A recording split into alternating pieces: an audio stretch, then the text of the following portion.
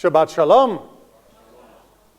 You could have a contest trying to find the greatest miracle in the Torah, but I think people would overlook the incredible miracle that happens in this week's Torah portion. Joseph forgives his brothers. Just consider that for a moment. These are his brothers who tried to kill him, literally wanted to murder him. And the only thing that stayed their hand was they didn't want to be guilty of shedding his blood, and so their compassionate, self-serving solution was to drop him into a pit where he would be able to die of exposure and starvation. But then, realizing that that really wasn't going to profit them, they decided to haul him out of the pit and sell him into slavery. And now, he's able to forgive them? That? Have you considered the magnitude of being able to forgive someone's, for doing such a terrible thing against you? And yet Joseph does. Now, it's not just entirely out of the goodness of his heart. He sees something in the brothers that is considerably different than before. He, in fact, stages his interaction with the brothers to find out if there is something different than before. You will remember that the original issue was that he was their father's favorite, that his father doted on Joseph, as exemplified by the coat of colors, in a way that made the other brothers jealous. Joseph exacerbated this, of course, by relaying his dreams, and we all love to hear someone else's dreams, about how he would be in charge of everyone. And the brothers, of course, realized that that meant that they would be not just second fiddle, but somewhere at rank number 10, 11 fiddle to Joseph in charge. Well, now he stages an opportunity to see whether or not exactly the same circumstances will yield the same results in the brothers' behavior. He makes them leave behind Simon the first time, seeing whether or not they will care enough to come back for their missing brother. And they do. But he lays a condition upon that if they come back, it has to be with Benjamin. Joseph knows that Benjamin, being the youngest of the brothers and the only other surviving brother of their mother Rachel, that Benjamin would certainly be the new favorite of their father Jacob. And so he is wondering, will the brothers betray the new favorite the way they betrayed him when he was the favorite?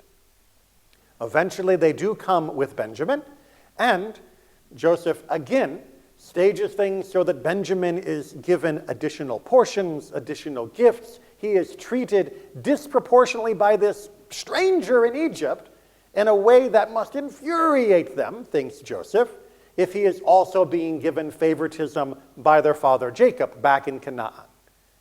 And then he pulls the lever, and Benjamin is now the one that they can choose to defend or abandon. Joseph gives them an easy out. You want to get rid of the next favorite of your dad? I'll do it for you. I'll just remove Benjamin from the family mix. And all you have to do is say, we don't care about brother, and we don't care about the grief of our father. And you can go your merry way, and everything will be fine. I will solve the jealousy problem for you, just like you solved the problem of Joseph. And what do the brothers do? Vayigash. This week's parashah, they step forward and say, no, we can't do that to our father again, and we cannot abandon our brother. Yes, they are probably annoyed that Benjamin is the new favorite, and yes, their lives would probably be a little bit better with Benjamin out of the inheritance line and favoritism pool, but they're not going to do that again. They are different people. And so indeed, Joseph has staged things that he is not just graciously forgiving them, he is recognizing that the people who did to him what they did are no longer there. They are different people now. They are not the same brothers that he knew. They are better. than they were. Okay, but that means we have to have the real question. Why are they different? Didn't it work for them when they got rid of Joseph? I mean, everybody moves up in a rank, and okay, fine, Benjamin maybe become the new favorite, but he wasn't as obnoxious with his dreams as Joseph. So why should they have changed? Things worked out fine for them, didn't they? That's what the intervening chapters are in the story of Joseph. That is why we take a few detours when we are telling the story of Joseph to look at the experiences of the brothers, in particular as a highly powerful example, the story of Judah. Judah, who is the ringleader of the brothers during the sale and near murder of Joseph. What does Judah experience in the meantime? Anybody remember? The death of two of his own sons. He loses two of his own sons. He loses. And then he knows what his father felt. Then he knows what Jacob felt to bury a child. This changes Judah. On top of that, he is then put in a position of having to admit his guilt in a way that mirrors, in precise literary format, the exact way that his father was confronted with the bloody clothes of Joseph. Hakerna, recognize this. Do you see the pain you have caused?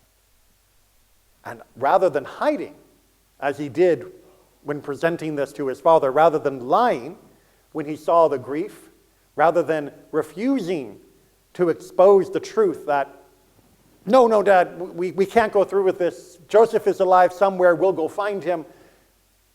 When he wouldn't do that before, now he does stand up for Tamar. He does stand up and admit that what he did was wrong.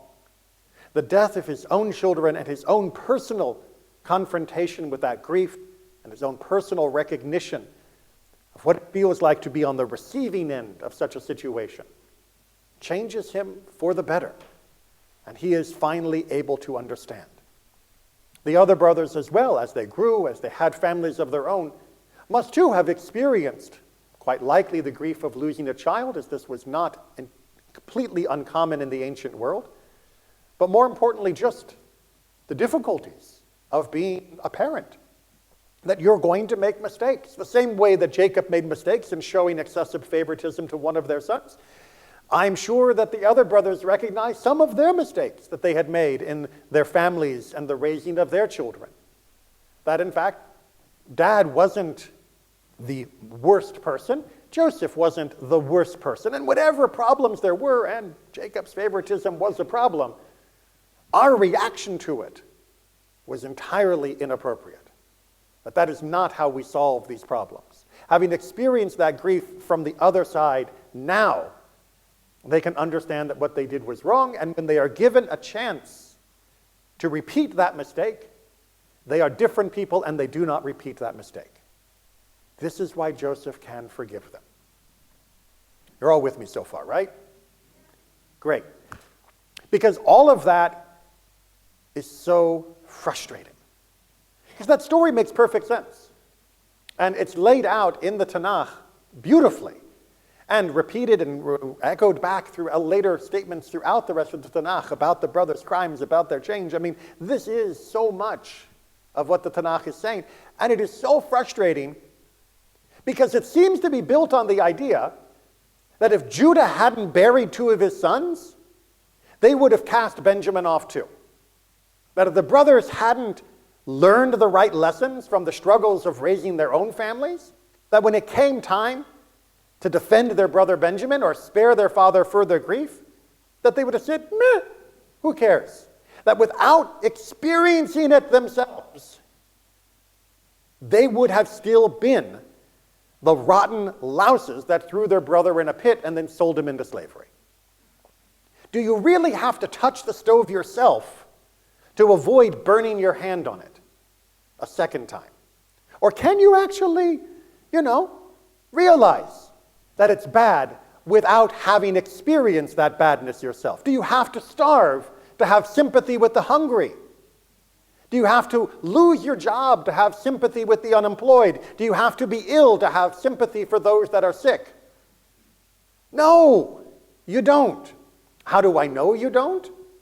Well, because I know of someone who has never been sick, never lost a job, never had a problem in their entire existence, and yet God has compassion on all of us and has understanding for all of us. If the ultimate source of perfection, which has never had a struggle in all of existence, can have sympathy for us, then it is possible, it is conceivable that we too can have understanding, sympathy, empathy, whatever you want to call it, compassion for others without having gone through those troubles ourselves. But we know, historically, and I'm sure we all know personally, it is awfully hard sometimes to truly walk a mile in someone else's shoes without actually putting on the shoes. It is hard to put ourselves in someone's place until circumstances have put us in their place. And then, now I get why this was bad. Now I understand why I should have had compassion. But thankfully, God anticipated this human limitation. He said, it's okay. I know that it's going to be hard for you to empathize with that which you haven't experienced. So tell you what I'm going to do. I'm going to write down the experiences of others who went through these things, and then I'm going to give them to you. And you're going to read them, and while you read them, you will be immersed in that experience, and you will then have a taste of those feelings. This is why when we read the stories of Jacob and Joseph and his brothers, we're not supposed to just say, oh, this is something that happened. We are supposed to put ourselves in those positions. We are supposed to try to feel what Joseph felt when he was in the pit. We are supposed to feel what Jacob felt when he was shown the bloody clothes of his son. We are supposed to feel what Judah felt, understand why he changed. All so that we don't have to go through that misery personally, and that we can be better people without having gone through it. God is trying to spare us suffering, and God is trying to help us learn how to be better people without suffering as a teacher. But too often, we read the stories, if we read them at all, as just either a fairy tale or something that happened. It was just a bit of history, it's kind of interesting, it's a delay until the Kiddush. It's just there. That isn't why we have Torah. It isn't just to fill up part of Saturday morning. We have the Torah so that we can experience these things without experiencing these things. And that will make us better people. This is a shortcut that God has given us towards compassion and sympathy towards others, and for others to have compassion and sympathy towards us. One of the fundamental gaps in human existence is the understanding of what another person is going through. Because we only get one life. So I only know what I'm going through. And I can only vaguely guess at what other people are going through. So what does the Torah do? It gives us a couple thousand years worth of other people's experiences, so that we can read them, internalize them, use them, and then be better people in understanding each other and more forgiving when we understand each other. The Torah is not just a set of rules. If it was going to be just a set of rules, we'd have a few sentences from the book of Genesis, and then we'd jump into the book of Exodus with the Pesach story. These stories in particular of Genesis, of Bereshit, of creation itself, are there to help us skip the line in becoming better people and skip the pain that seems to be the only teacher that some people are willing to listen to. Use it. Allow it to be your experience vicariously through the actions of our ancestors. Feel what it was like to listen to your brothers cry in a pit and to be silent. And use that to recognize that you would never be silent when your brother is in a pit, and advocate for the release of the hostages who are still being held in a pit. Use the grief that Jacob felt when he saw his beloved son's coat and recognize that it was triggered by his favoritism of one child over another, and use that to not show favoritism within your family. To be loving to all of your children and relatives in a way that doesn't create bitterness or jealousy, because you have held the bloody coat that is the result of such behavior. The Torah gives us these stories because it knows we need more than rules. It knows we need more than just a wagging finger. We have to experience these things if we're truly going to understand each other, because each life is unique and there is no way to live another person's life. But we can get a taste. We can do that by listening to them, but it's nice to be prepared in advance to hear their story by having deeply immersed ourselves in the stories of Torah. The book of Genesis is not just an interesting collection, an anthology of fairy tales. It is training for being a better human being. As we come to its end, hopefully you have learned a few lessons. If not, don't wait till next year. Go back. Re-examine the book of Genesis with this in mind. See what you can learn and experience here, so that, God forbid, you never have to experience it personally, and you can act better from having heard what it would be like. Shabbat Shalom.